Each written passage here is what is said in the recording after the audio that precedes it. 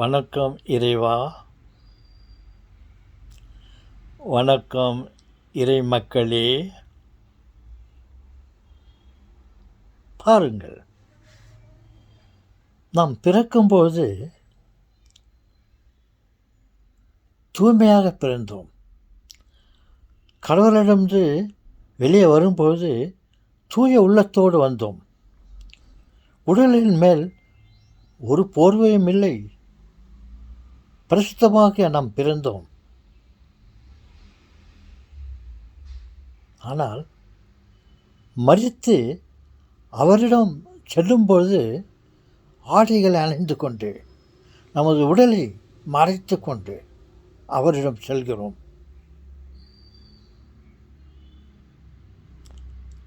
இந்த நிலை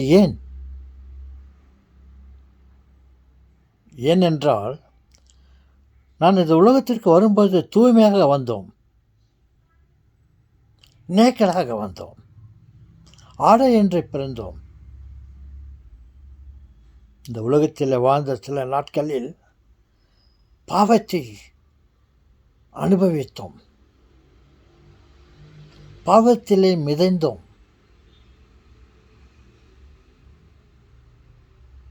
அவர் கொடுத்த 10 கற்பனைகளும் நாம் கடைப்பிடிக்கவில்லை. சாகும்பொழுது எப்படி நம் வந்த முகத்தோடு நாம் திரும்பி அவரிடம் போவோம்? பாவம் நிறைந்து கிடைக்கிறது. அந்த பாவத்தை மறைப்பதற்கு, அந்த தூய உடலை மறைப்பதற்கு ஆடைகளை அணிந்து நம்மை மறைத்து கொண்டு நாம் இறைவனிடம் செல்லுகிறோம் இறந்த பிறகு.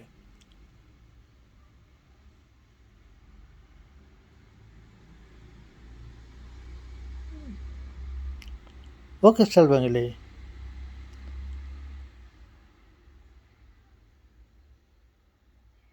சிந்தித்து பாருங்கள். நம்மை நம்பி, நமது மீது நம்பிக்கை வைத்து நம்மை தூய்மையாக வெறும் உடலோடு, பேர் பாடியோடு நாம் வந்தோம். ஆனால் செல்லும்பொழுது பாவத்தை சம்பாதித்து கொண்டு, பாவங்களை சுமந்து கொண்டு சென்றோம். பாவம் என்பது கடவுளுக்கு விரும்பாதது ஒன்று.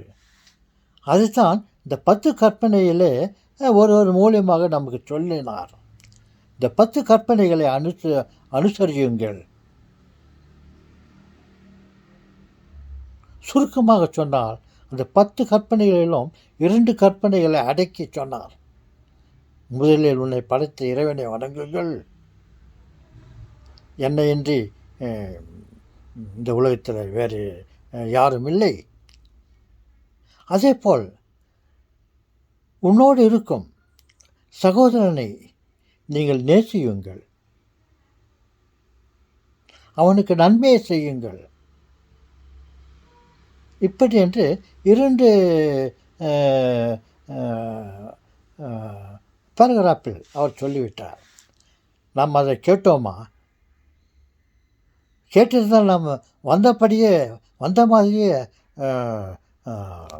ஒரு கௌரவத்தோடு கடவுளிடம் அப்பாவிடம் சென்றிருப்போம். நாம் பாவங்களை சுமந்து கொண்டு எப்படி அவரிடம் போவோம்? கதவை மூடிவிடுவார், உள்ளே வராதே என்று. அதற்காக நாம் மூஞ்சியையும் முகத்தையும் உடலையும் சில ஆடைகள் மூலியமாக ஒரு பெட்டிக்குள் அடைத்து நாம் இறை இல்லத்திற்கு நாம் செல்லுகிறோம். ஏன் இந்த நிலை?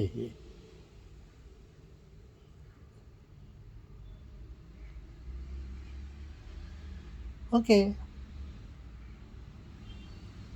அவர் நம்மை படைத்தபோது, ஆதாம் ஏவாளை படைத்தபோது அதே நிர்வாணத்தோடு தான் படைத்தார்.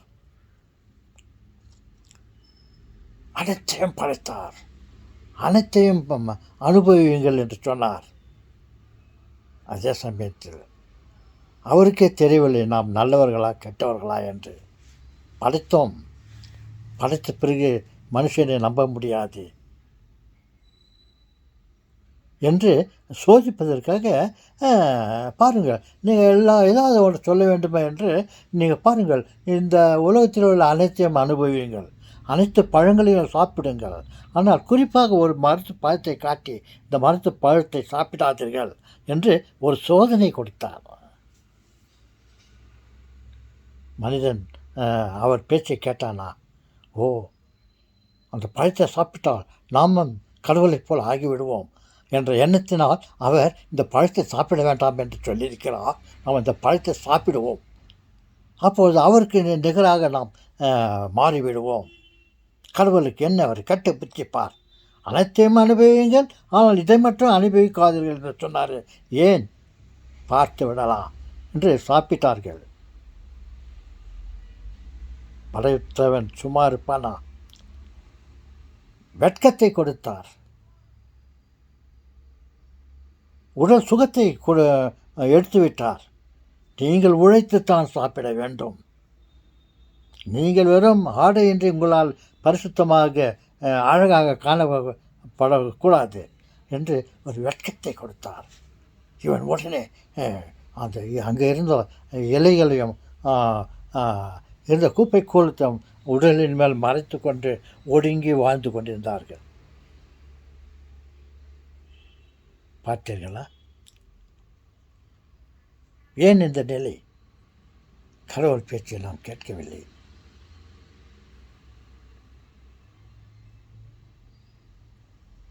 குறைந்தபட்சம் இனிமேலாவது நாம் இன்னும் வாழ்வு நாள் முடிவதற்குள்ளாக சில நல்ல காரியங்களை நாம் செய்து நாம் பாவத்திற்கு பரிகாரம் தேடிக்கொள்ளலாமா?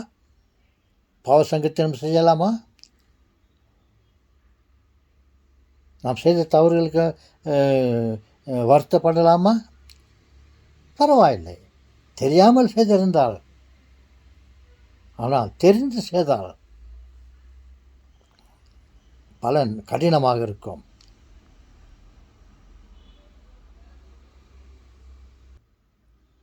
நீங்கள் தெரியாமல் செய்திருந்தால்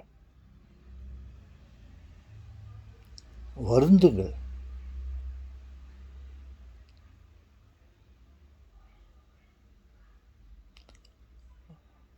நீங்கள் தெரிந்து செய்திருந்தால் வருந்துங்கள், தெரியாமல் செய்தால்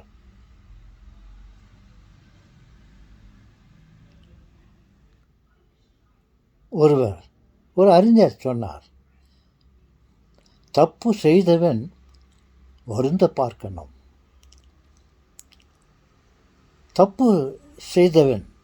தவறு செய்தவன் வருந்தி ஆகணும், தப்பு செய்தவன் திருந்தி ஆகணும். எப்படி திருந்துவது? இனிமேலாவது இருக்கும் சில காலத்திற்கு இறப்பதற்கு முன் சில நல்ல காரியங்களை, கடவுளுக்கு விருப்பமான காரியங்களை செய்து நம் பாவத்தை குறைத்து கொள்ளலாம், நம் தண்டனையை குறைத்து கொள்ளலாம். நாம் ஒருவேளை தெரியாமல் செய்திருக்கலாம், அறியாமல் செய்திருக்கலாம், யார் பேச்சையோ கேட்டு நாம் தவறு செய்திருக்கலாம். அந்த பாம்பு, பேய் வடிவத்திலே வந்த பாம்பு சொன்னதை கேட்டு நாம் தப்பு செய்திருக்கலாம், தவறு செய்திருக்கலாம். தண்டனை, நமக்கு கிடைத்த தண்டனைகளை பார்த்தீர்களா? நாம் இருக்கும் சிறிது காலத்திற்குள் நாம் தப்பு செய்யாமல் இருக்க பார்ப்போமா? என்ன தாத்தா சொல்கிறீங்க நீங்கள்? ஆம் சொல்கிறாங்களே, இருக்கிறது தானே சொல்கிறேன். வணக்கம்.